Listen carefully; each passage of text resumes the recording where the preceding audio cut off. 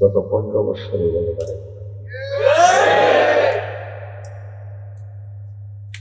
15টা বছর পর্যন্ত কোন মসজিদের ইমামের মেহরাব নিরাপদ না,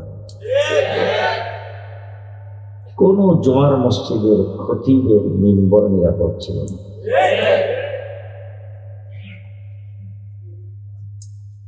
এই 15 বছর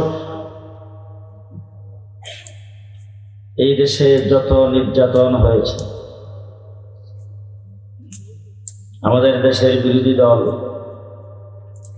বিএনপি বলেন, জামাত বলেন, অপরাপর ছোট বড় যত বিরোধী দল বা বিরোধী মতের যারাই নির্যাতিত হয়েছে, আমি ওই সমস্ত দলের লিডারদের কাছে বলেছি যে আপনাদের সকল নির্যাতন একত্রিত করলে এক রাত্রের শাপলা চত্বরের নির্যাতনের সমান হবে।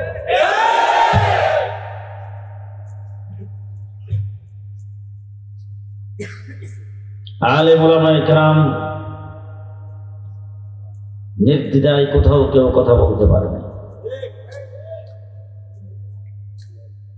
প্রত্যেকটা ওয়াজ মাহফিল ইসলামী সম্মেলন, ওই জায়গার মধ্যে পর্যন্ত বিভিন্ন রকম পাবন্দি লাগাইছে। সর্বপ্রথম পাবন্দি হলো পারমিশন ছাড়া করা যাবে। দ্বিতীয় নম্বর হলো যারা আসবে তারাও নিজের মন মতো কোনো কথা বলতে পারবে না, কোরআন হাদিসের সঠিক ব্যাখ্যা বিশ্লেষণ করতে পারবে না।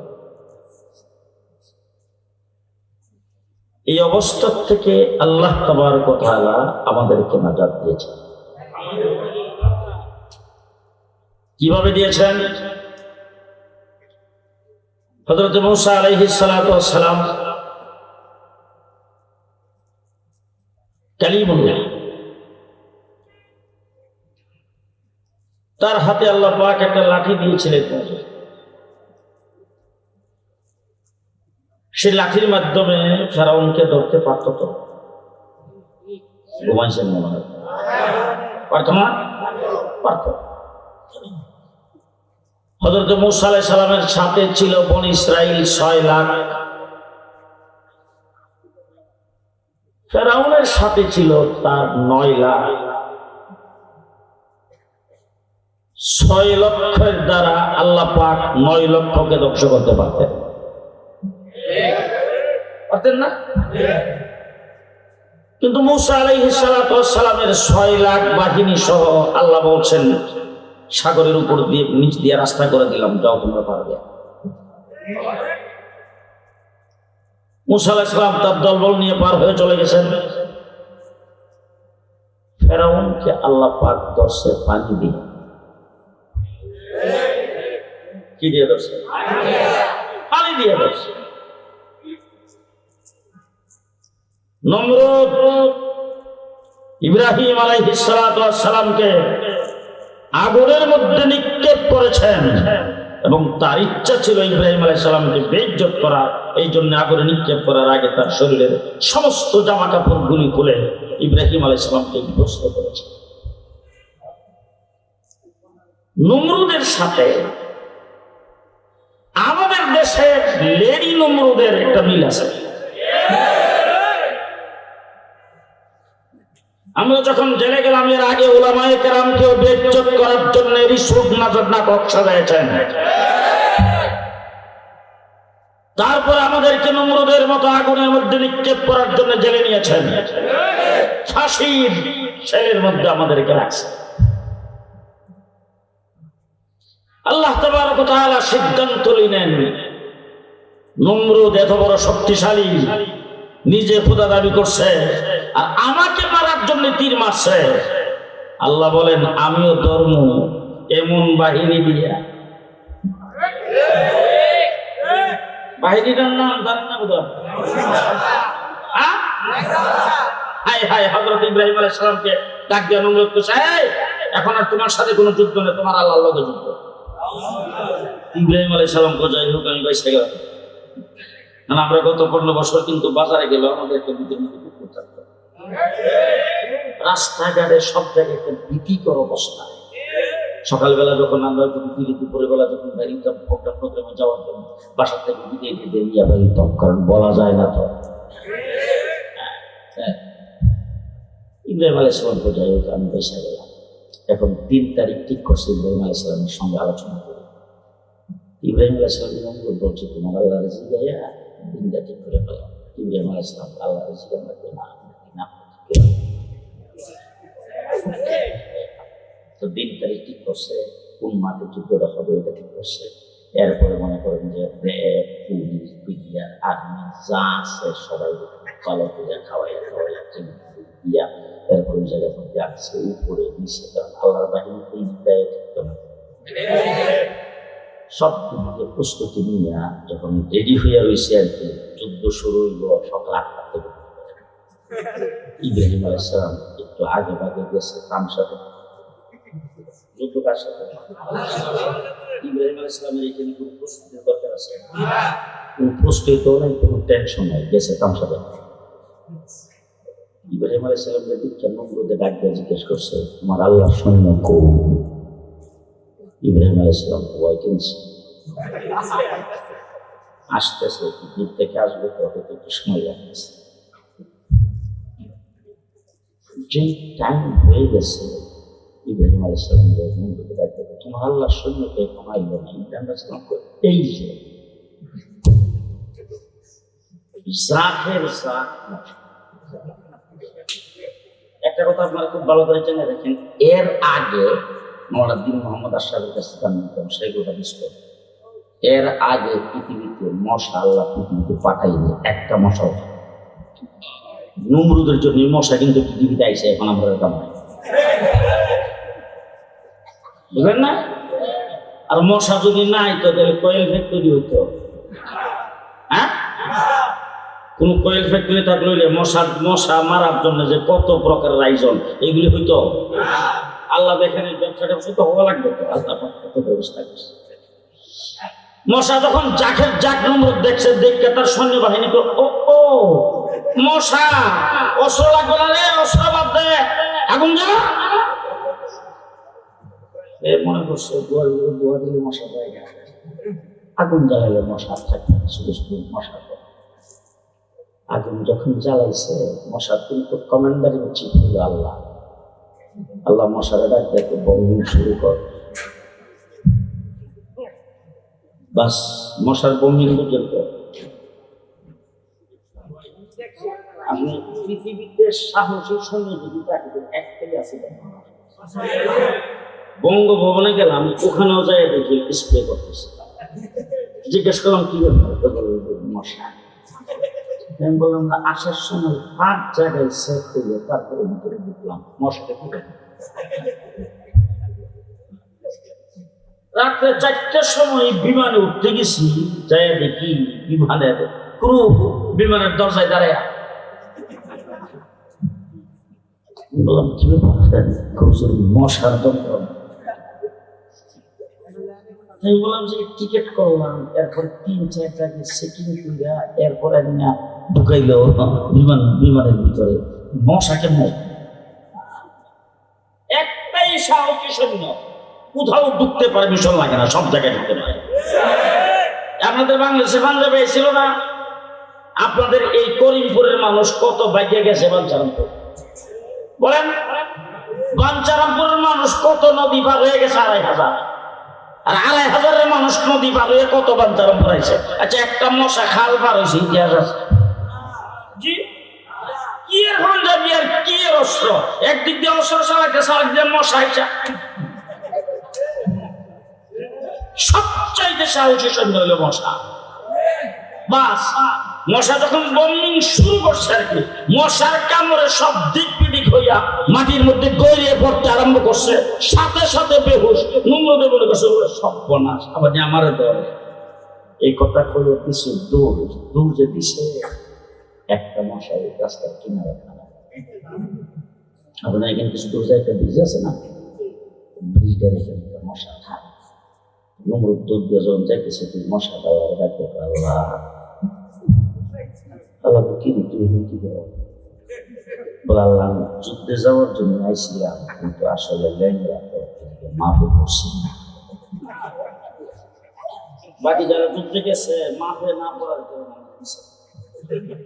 আমি এখন এইখানে খারাপ তামসা দেখা ছাড়া তো আমাদের কোনো কাম নাই। আমি যুদ্ধে যেতে পারি না, লেখবা একটু দূরে রয়েছি, তার কোনো দিকে কোন বিপদ আয়। এখন দেখতেছি আমার সামনে দিয়ে বড়টা যায়। আল্লাহ কোথায় লেখেন কি করতে লাগে ভারতীয় ধর্ম যখন করলাম আল্লাহ কথা দিলাম, যে আল্লাহর কাছে উন্নতি পাইছে এটাকে রাস্তার মধ্যে পজিশন নিয়ে রাখা হয়েছে, আর নম্রদ দূর দিচ্ছে ভিতরের দিকটা কথা রাখে যে কামড়টা দেন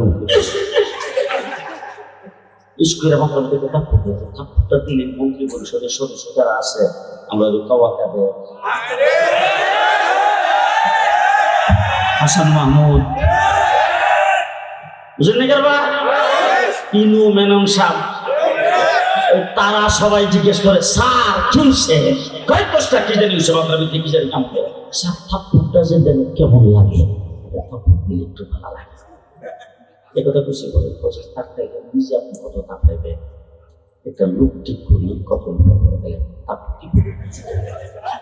লোকটা যখন আনছে ঠিক করে 10,000 টাকা বেতন নিল, লোকটা এসে সাথে তারপর দিয়ে কেমন একটা কিছু দেন ভাই নম্রদের সঙ্গে মাথার মধ্যে বাড়ি দিলে মাথা ফাটা ফেটে যাবে, সাবধান সাথে কি দিয়ে বাড়ি দিলে মাথা ফাটবে না, আপনার আরাম লাগবে তন্ত্র দিকে তোলা দিয়ে বানাই এলো তোলা দিয়ে যে বানাইছে দিয়ে বাড়ি দিলে কি বাড়ি করছে বলে স্যার তোলার জিনিস নরম তো ইটা দিয়ে বাড়ি দিলে চেয়ে শক্ত করে লাগবে না, তাইলে আর একটু শক্ত করে বানা চামড়া দিয়া চামড়া দিয়া কি বানা শোনেন মশার ইতিহাস শুরু হয়েছে জুতার বাড়ির ইতিহাসও শুরু হয়েছে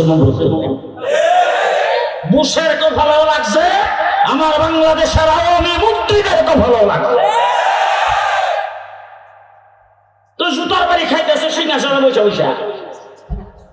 ব্যবহার খুব খারাপ ছিল, যে বাড়িতে হেলোতে ব্যবহার বলা হতো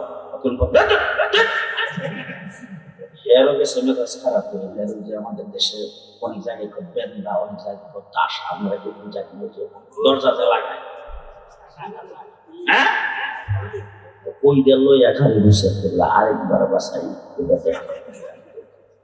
যে খেলে খুব কইছে এটা দিয়ে একটা বাড়ি দিছে মাথাটা দুটো ভাগ হয়ে গেছে মশা সালামালাইকুম শেষ।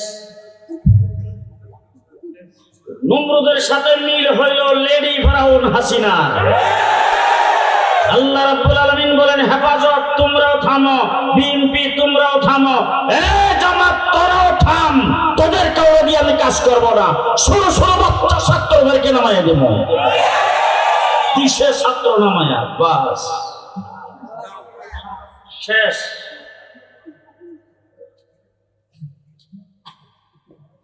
এখন যাই বসছে তো খুব ভালো করে মনে রেখেন, আমি লন্ডনে গেছিলাম, লন্ডন থেকে শুনে আসছি, লন্ডন থেকে আশ্রয় দিন, লন্ডন কিন্তু তার বাড়ি ওখানকার মন্ত্রী বিয়ে বলছে একটা খ্রিস্টান।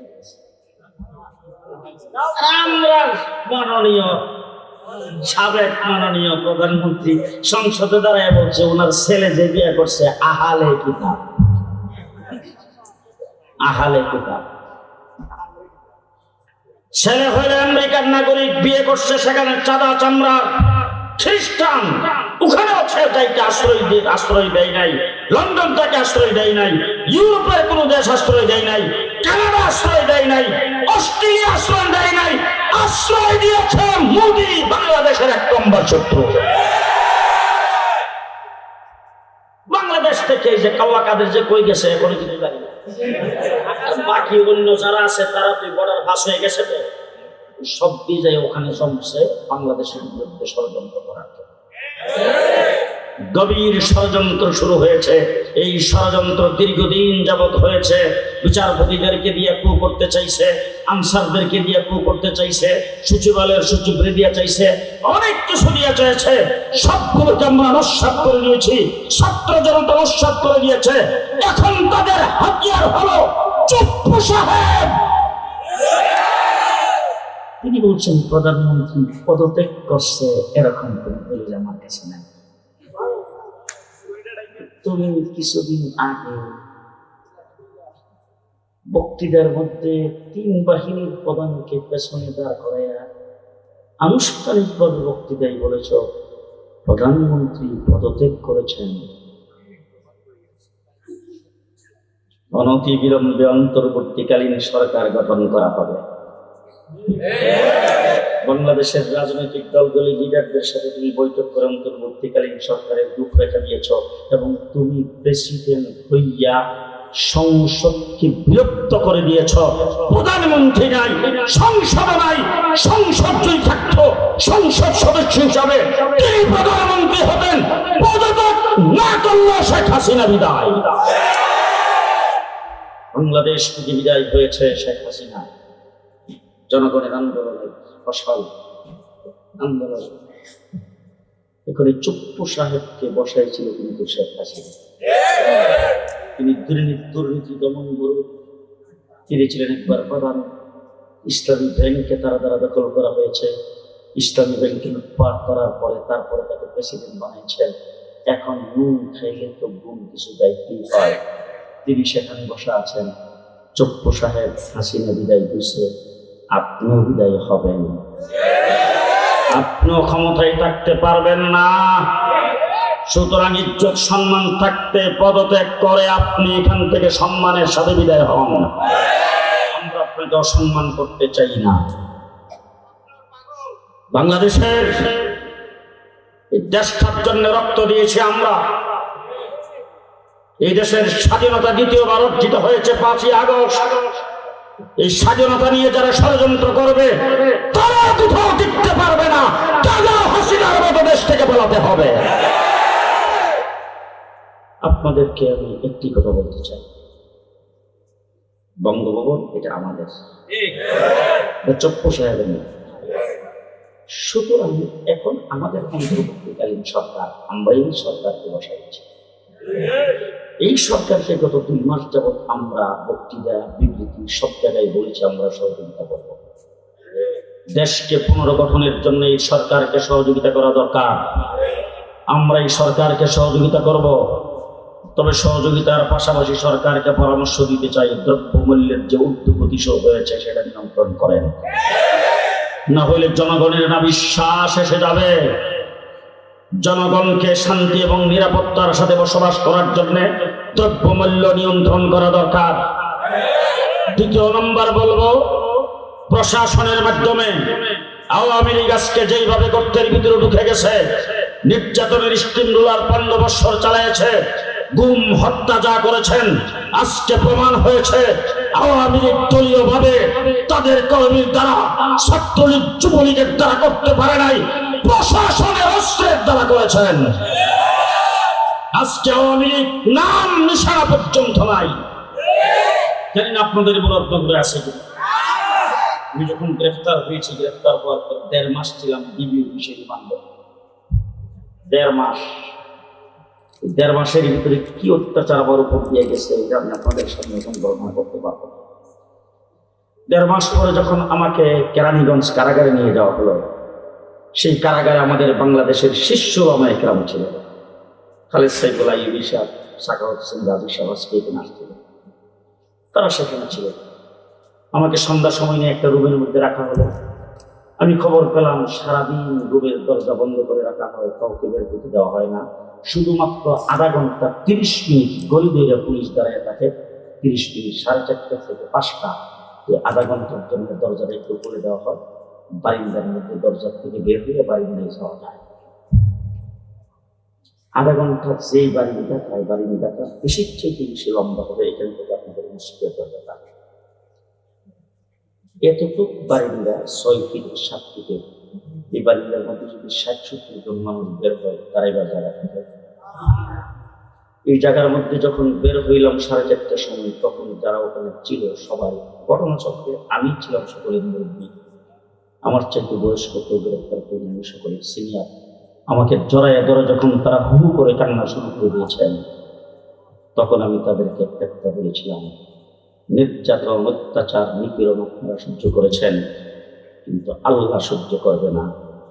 জেনে রাখেন, এমন একদিন আসবে, ভবিষ্যৎবাণী করেছিলাম, এমন একদিন আসবে নাতি লজ্জায় বলবে না আমার দাদা আওয়ামী লীগ করত। সেই অবস্থাটার সৃষ্টি হয়েছে, ঠিক কিনা বলেন? তত্ত্বাবধায়ক সরকারকে সার্বিক সহযোগিতা করব, তবে পরামর্শ দেব পুলিশ বাহিনীর থেকে শুরু করে, সচিবালয় থেকে শুরু করে, অফিস আদালত থেকে শুরু করে, যেখানে যেখানে আওয়ামী লীগ, ছাত্রলীগের, যুবলীগের ক্যাডারদেরকে সেই জায়গায় বসাইছেন, তাদেরকে নিয়োগ দিয়েছেন, 15 বছর যারা পুলিশ লীগ হয়ে আওয়ামী লীগের হয়ে নির্যাতন নিপীড়ন চালিয়েছেন, তাদেরকে ধরে ধরে সাফাই করে দিতে হবে, একজন তো রাখা যাবে না। আপনারা কি একমত? আপনারা একমত? আমার বন্ধুগণ, পরামর্শ, তবে সাথে সাথে বলতে চাই, আমার ছাত্র ভাইয়েরা সচিবালয়ের ভিতরে যায় দৌড়ে ঢুকে যাবেন, এটা ঠিক না। আপনি বঙ্গবন্ধুরাও করতে যাবেন। আমার এই দেশের প্লেয়ার, এই দেশের আর্মি আমাদেরকে সহযোগিতা করেছেন বলে, সেনাবাহিনীর প্রধান আমাদেরকে সহযোগিতা করেছেন বলে আমরা আজকে স্বাধীনতা অর্জন করতে পেরেছি। সুতরাং তাদের উপর যে চাপায় পড়বেন, এটা কিন্তু ঠিক না। সহনশীল হইতে হবে।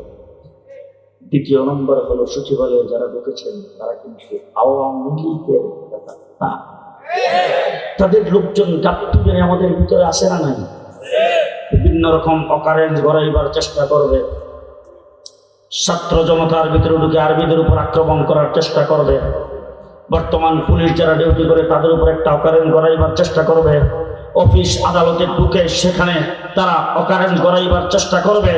আওয়ামী লীগ সেই শেখ হাসিনা ভারতে বসে বসে ইন্ধন যোগাবে, ওই জায়গার থেকে বলছেন চট করে বাংলাদেশে ঢুকে পড়বে, এরকম অবস্থা করার চেষ্টা করবে।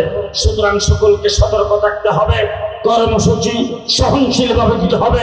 তত্ত্বাবধায়ক সরকারের, বর্তমান সরকারের যাতে কোন প্রকার দেশ চালাইতে সব অসুবিধা না হয়, সেই অবস্থার দিকে আমাদের খেয়াল রাখতে হবে। ঠিক কিনা বলেন? ঠিক কিনা বলেন? শেষ কথা আমি আপনাদের সামনে বলতে চাই, দেশটা স্বাধীন, স্বাধীন দেশ হয়েছে বলেই আমরা এই দেশে সুন্দর মাহফিল করতে পারছি। দেশটা স্বাধীন বলেই কিন্তু করিমপুর মাদ্রাসা হচ্ছে। দেশটা স্বাধীন ও দেখেই কিন্তু আমাদের রঙে রঙে, গ্রামে গ্রামে সব জায়গায় মাদ্রাসা হচ্ছে। ইসলামী শিক্ষার মধ্যে কোনো বাধাবিঘ্ন নাই দেশটা স্বাধীন হওয়ার কারণে। সুতরাং দেশটা যখন স্বাধীন হয়েছিল 1947 সনে, তখন দেশটা বিজাতি তত্ত্বের ভিত্তিতে স্বাধীন হয়েছে। এই দেশটা পূর্ব পাকিস্তানের অংশ হয়েছিল মেজরিটি মুসলমান হওয়ার কারণে। আমরা মেজরিটি মুসলমান, এই জন্য দেশটা 1947 সনে স্বাধীন। শেষ কথা আপনাদের সাথে বলতে চাই, কাশ্মীর 70 বছর যাবৎ ভারত থেকে স্বাধীনতা অর্জন করার জন্য চেষ্টা করছেন, যুদ্ধ জাহাদ করছেন, হাজার হাজার শাহাদত বরণ করেছেন, কিন্তু 70 বছরও তারা স্বাধীনতা অর্জন করতে পারে নাই। আমরাও 9 মাসে স্বাধীনতা অর্জন করতে পারতাম না যদি আমরা মেজরিটি মুসলমান হিসাবে 47-এ পূর্ব পাকিস্তান না হতাম। পূর্ব পাকিস্তান হয়েছি বলেই আজকে বাংলাদেশ হয়েছে। পূর্ব পাকিস্তান হয়েছিল কিসের ভিত্তিতে? মেজরিটি মুসলমান হওয়ার কারণে। আমরা মুসলমান হিসেবে দেশটা স্বাধীন হয়েছে, আমরা মুসলমান হিসেবে চাই। আমরা দেশে মুসলমান হিসেবে বসবাস করতে চাই, আমাদের সন্তানাদিকে মুসলমান বানাইতে চাই। সুতরাং আজকে অন্তর্বর্তীকালীন সরকার আসছে, গত 15 বছরে ইসলামী শিক্ষাকে সুমল স্কুল কলেজ থেকে যারা বিদায় করে দিয়েছিল, আজকে অন্তর্বর্তীকালীন সরকারের কাছে তবে জানাইতে চাই, আপনারা সংস্কার করবেন। অতীত সরকারের যাবতীয় দুর্নীতির বিরুদ্ধে সংস্কার হবে। ইসলামী শিক্ষা বাংলাদেশে আপনাদের মাধ্যমে চালু করতে হবে। স্কুল কলেজে যারা পড়বে তারাও ইসলামী শিক্ষায় শিক্ষিত হবে। আপনারা কি একমত? আপনারা একমত? সবাই বলেন বাংলাদেশ ইসলামী সম্মেলন ওয়াজ মাহফিলের জন্য কোনো পারমিশন লাগবে না। সামনে যে নির্বাচিত সরকার, অন্তর্বর্তীকালীন সরকার এখন আছে, পরবর্তীতে নির্বাচিত সরকার আসবে। আজকে আমরা দাবি জানাতে চাই, সামনের কোন সরকার, কোন প্রশাসন ইসলামী সম্মেলন, ওয়াজ মাহফিল, ইসলাম প্রচারের ক্ষেত্রে কোন প্রকারের বাধ্যবাধকতা লাগাইতে পারবে না। কে কে রাজি আছেন? হাত তুলে দেখান। রাজি আছেন? আল্লাহ কবুল করুন। হাত নামান। আমরা এই দেশে ইসলাম নিয়ে থাকতে চাই। আলেম উলামায়ে কেরাম এই দেশকে স্বাধীন করেছেন। উলামায়ে কেরামের অবদান এই দেশের জন্য অনেক অনেক বেশি, ঠিক না বেশি? ইংরেজ থেকে দেশকে আজাদ করেছে আমরা, সুতরাং ইংরেজ থেকে আজাদ করে দেওবন্দ মাদ্রাসা প্রতিষ্ঠা হয়েছে। আজকের গোটা পৃথিবীতে শহীদ দ্বীনের খেদমত একমাত্র উলামায়ে দেওবন্দ করতেছে। উলামায়ে দেওবন্দ যেখানে আছে এখানে নবীর সুন্নাত আছে, বলেন। উলামায়ে দেওবন্দ যেখানে আছে এখানে সহিহ কোরআন শরীফ পড়া আছে। উলামায়ে দেওবন্দ যেখানে আছে এখানে ইসলামী শরীয়ত আছে। উলামায়ে দেওবন্দ যেখানে আছে এখানেই মুসলমানদের হালাল হারামের সবকিছু আছে। দেওবন্দের ছোঁয়া যেখানে নাই সেখানে ইসলামের ভিতরে অনেক কিছু ঢুকে পড়ছে। সহি ইসলাম আল্লাহর নবী মুহাম্মদুর রাসূলুল্লাহ সাল্লাল্লাহু আলাইহি সাল্লাম দান শহীদ করে তাইফের জমিনে রেখে আমির হামজার লাশটাকে টুকরা টুকরা করে হযরত হুসাইন কারবালার ময়দানে শাহাদাত বরণ করে যেই দিন আমাদের জন্য রেখে গেছে, সেই শহীদ দিন কওমি মাদ্রাসা, দেওবন্দি মাদ্রাসার মাধ্যমে টিকে আসে। সেই কওমি মাদ্রাসা যতদিন টিকে থাকবে, শহীদ দিন এই জমিনের উপর টিকে থাকবে। কওমি মাদ্রাসায় আপনারা সহযোগিতা করতে রাজি আছেন?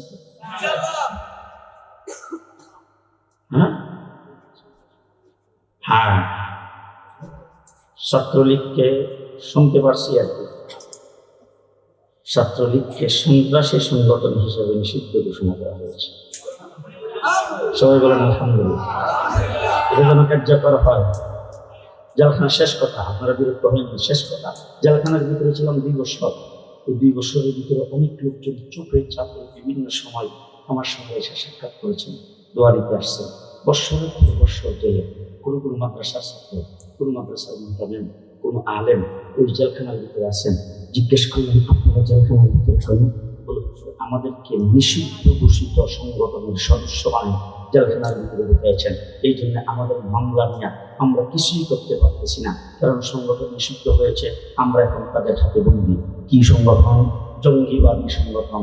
এই জঙ্গিবাদের দায়ে যে সমস্ত সংগঠনকে নিষিদ্ধ করা হয়েছে, এই সমস্ত সংগঠনের সাথে যদি তুলনা করা হয়, আওয়ামী লীগ বাংলাদেশে 1 নম্বরের জঙ্গিবাদ, 1 নম্বরের সন্ত্রাসী সংগঠন।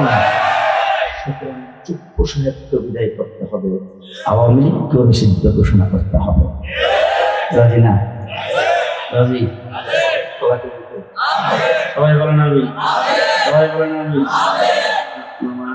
আওয়ামী লীগ যা করছে অন্য কোনো সংগঠন যদি তা করে চলবে? চলবে? কোনো একটা মাহফিল করতে হলে আওয়ামী লীগের লোকজন এলাকায় যারা আছে,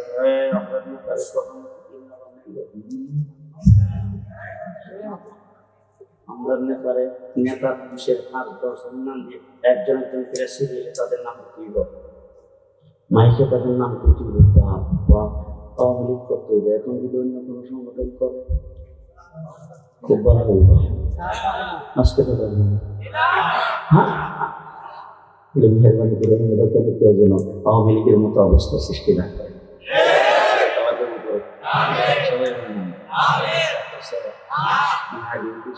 যারা করার করে চলে গেছে এবার আমি কয়েকটা কথা আপনাদের শুনতে, কথা মনে থাকবে তো? মনে থাকবে তো? পরাজিত শক্তিকে আবার আবার দাঁড়াইতে দেওয়া যাবে না। যারা পেছনের দিক দিয়ে বাড়ছে তারা যেন সামনের দিক দিয়ে ঢুকতে না